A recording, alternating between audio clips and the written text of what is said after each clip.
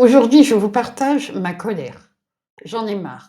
J'en ai marre de devoir répéter des choses qui, pour moi, devraient être évidentes. Hier encore, pendant mon groupe d'expression que j'organise chaque mois en ligne, un participant était dans une salle commune, hein, avec des gens qui passent et qui repassent derrière, qui parlent sans gêne à côté. Absolument aucune confidentialité, absolument aucune intimité. Alors en février, pendant mon premier groupe d'expression, c'était à peu près une dizaine de personnes qui étaient regroupées derrière un seul et même écran, avec encore une fois du personnel qui passait derrière. Résultat, impossible pour ces participants de s'exprimer librement et d'ailleurs, ils n'ont pour la plupart pas pu parler. Et ça, vous voyez, c'est toujours dans des institutions ou alors dans des habitats partagés qui ont de toute façon un fonctionnement institutionnel. Alors moi, à ça, je dis stop. Hein. Le message qu'on leur renvoie, en fait, en faisant ça, c'est déjà, tu as de la chance d'être là, alors tu vas pas te plaindre. Et moi, ça, je ne le supporte plus. Et c'est pour ça que je voulais faire cette vidéo aujourd'hui. Parce que non, assister à un groupe de parole, oui, c'est bien, mais pouvoir y participer vraiment dans le respect de l'intimité de chacun et chacune, pour moi, c'est vraiment le minimum.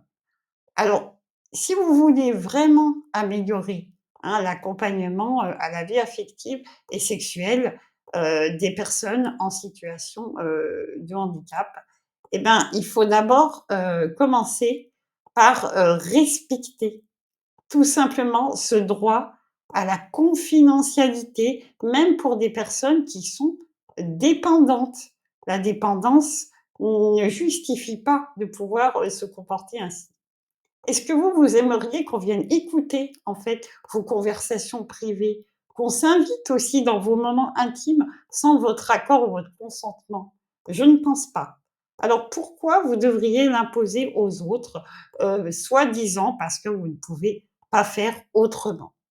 Et puis j'en ai marre aussi de ce que j'appelle la VAS washing.